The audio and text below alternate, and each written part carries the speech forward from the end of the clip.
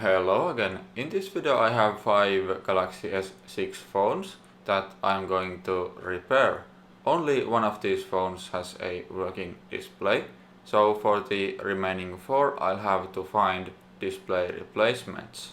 In this video I'll also perform a glass-only replacement on one of these phones, meaning I'll be saving the AMOLED display itself and replacing only the glass.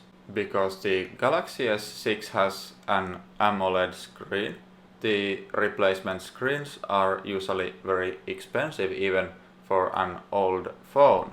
However, like is the case usually with AMOLED phones, you can find some grade B replacement parts online that have a burn-in shadow on the screen, so those screens work perfectly, but there's a burn-in image on the screen. You can see this pink shadow on a white background.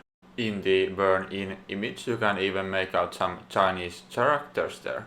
I think this means the phone has perhaps been a display unit, or for some other reason it has been displaying the same image for a long time. So I ended up ordering 4 of those burn-in screens, and here I have 3 of them already installed. The phone on the right is the one that had its screen originally intact, so that has no burn-in shadow, and here we can compare a screen with burn-in shadow to that one. So when the screens are displaying this Lineage OS boot animation, there's no difference really. The darker the color is, the less difference there is between a burn-in screen and a normal screen. But here in the lock screen though, you can see the image on the bottom left corner of the screen, which is light blue on the perfect screen and it's a little bit more pink on the burn-in screen. But all the phones seem to work. There's just this 4th burn-in screen that I bought that arrived like this, so it's damaged in shipping.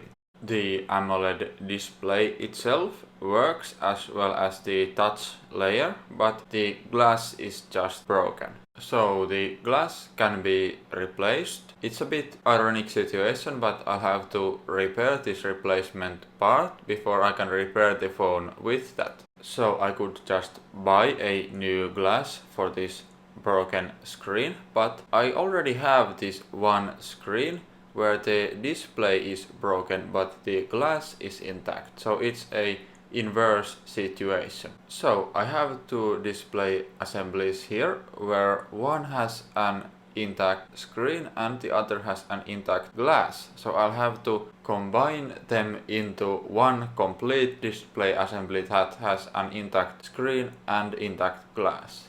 That means I'll have to separate the glass from display on both of these display assemblies, and then I can try to combine the intact glass and intact screen into one complete assembly. So first thing I need to do is to separate this assembly with a broken screen and intact glass from the phone.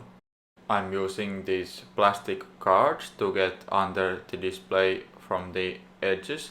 Normally I would be really careful, but in this case the display itself is already broken, so we can't break the display by poking at the edges of the display from the underside. So we only need to keep the glass itself intact. Even though the display on this one is broken, we still need to be careful not to break the glass itself, so can't bend it too much.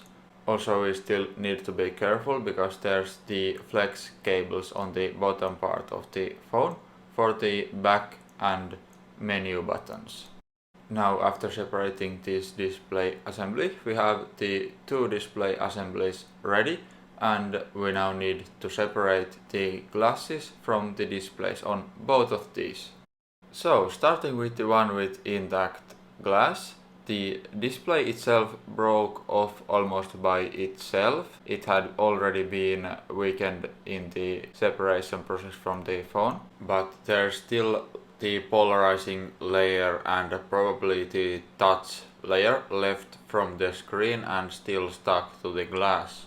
I tried to separate those components from the glass itself via other methods first, but then I just ended up using the diamond wire. Once those leftover components from the display were removed and I had the glass only, I still needed to clean the old LOCA glue off the glass, and I first tried to do that with 70% isopropyl alcohol.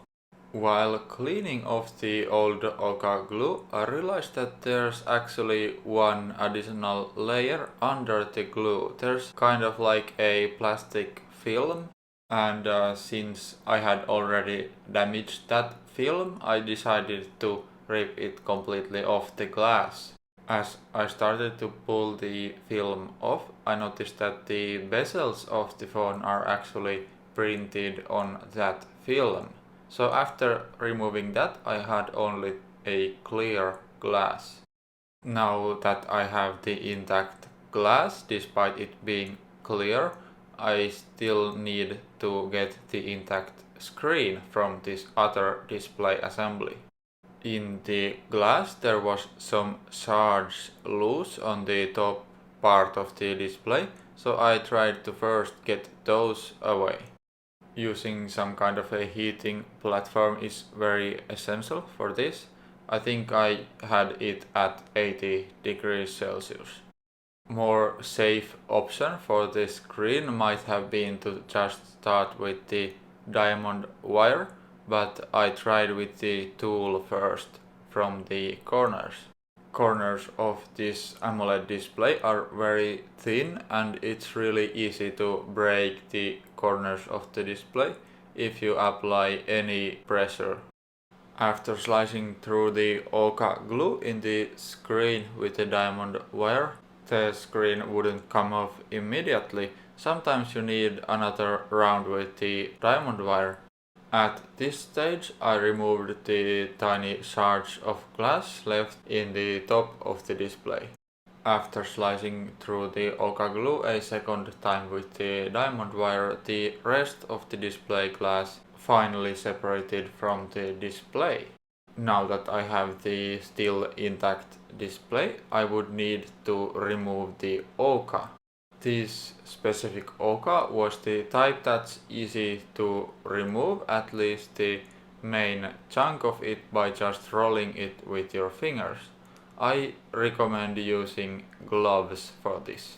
After removing most of the glue on the screen, I tested the screen by booting the phone up, and I have to say I was positively surprised to see that the touch as well as the display did work.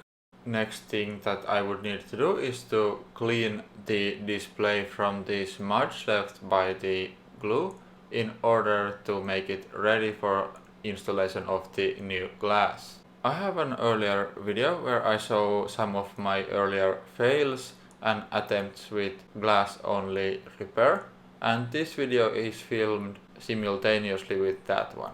So that's the reason I appear to repeat all the mistakes. Basically I tried to clean the screen from the glue with some very bad methods like using hand soap or scraping the glue off with a spatula, and only one that works well is to use 99.9% isopropanol to clean the screen without damaging it in the process. Luckily, as it's AMOLED screen and doesn't have a separate backlight layer, I didn't completely ruin it by trying to clean it with hand soap. Next, I'll need to apply some LOCA glue on the screen. Since this is an AMOLED screen, we can use liquid LOCA. Important thing to remember is that you cannot use this LOCA glue with LCD screens.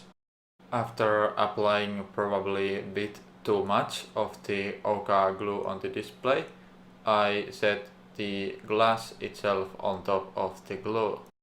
I began to very slowly press the glass down on the display, and it's important to do this very slowly so that there's no air bubbles formed in the glue.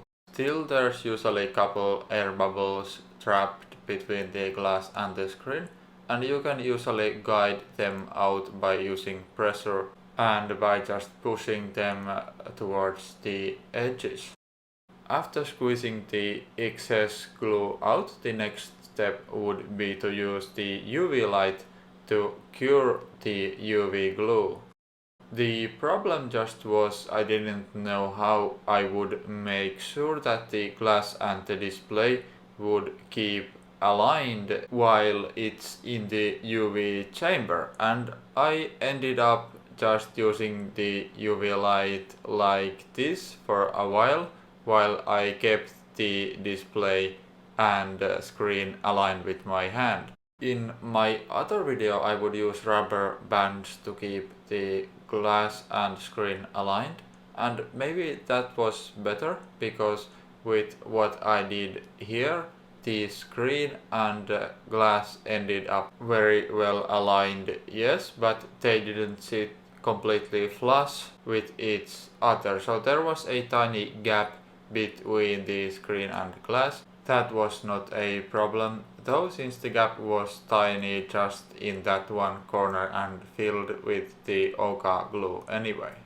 One thing I probably should have done here was I should have used some protective plastic to keep the electrical parts of the display and the connector from being completely drenched in the LOCA glue.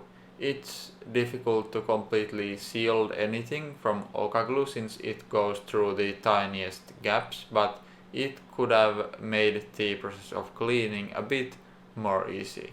What makes LOCA glue getting into these electrical parts especially bad is that some types of LOCA glue are conductive, I think. I don't know if this one is, but I was really careful in cleaning the screen and especially cleaning the connector before plugging the screen back to the main board. If there's a short in the display connector because of LOCA glue, that might permanently destroy the whole display. Dealing with LOCA glue is generally really irritating, and especially cleaning excess LOCA glue after using it to glue a screen, since there's always some LOCA glue that hasn't properly cured and will keep dripping out of the screen. Now we have a complete display assembly, but before installing it, this phone also needs a USB board replacement, since the charging port has been damaged and doesn't charge the phone properly. Luckily these USB board parts are quite cheap, but a tricky thing about installing them is that the back and menu keys are on this same board. So the screen needs to be separated from the phone in order to install this USB board. With the USB board now installed and the menu and back keys in place, it's time to install our transparent glass display assembly. And obviously before this permanent installation I have already checked that the display indeed works. It is not at all a given that display survives this kind of process. But yeah, since this display seemed to be okay, we can now install it permanently with glue like any other display assembly replacement. After this display replacement, there's still one problem with many of these Galaxy S6s which needs to be dealt with, which is many of these have very bad battery life.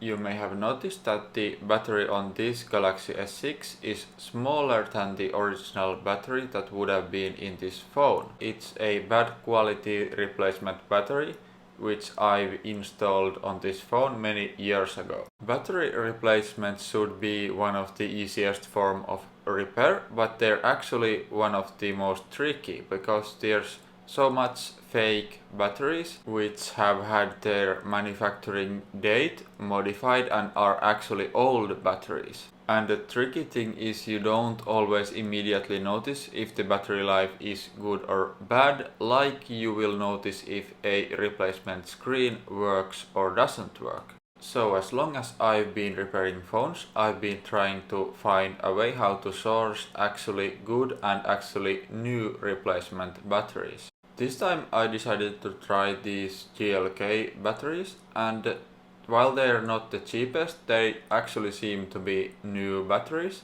At least for now they seem to be really good. And this is not in any way sponsored or anything, I just thought I'd share my experience. If you have any tips on how to source actually good batteries, I'd very much like to hear. This is how the S6 looks like with the clear transparent front glass with a screen protector installed. Well, it's definitely not that pretty, but it works. One mistake I've made here, and a future lesson for coming only glass replacements, is that I've apparently not kept this enough time in the UV light, as there's some spots along the edge and the bottom of the screen where the LOCA glue has leaked out of the screen. So in future only glass repairs, I think I must keep the phone longer in the UV light to make sure all of the UV glue has cured. Unfortunately, I don't have any battery tester or any other half scientific method to test the batteries, but I always try to do this with the batteries I buy. So these phones have been on for 3 days with Bluetooth and Wi-Fi enabled, and all of their battery percentages are around 90. For those scam batteries that are only advertised as new, it's common for them to reach 0% after only 2 days under this same test. So these batteries look really good.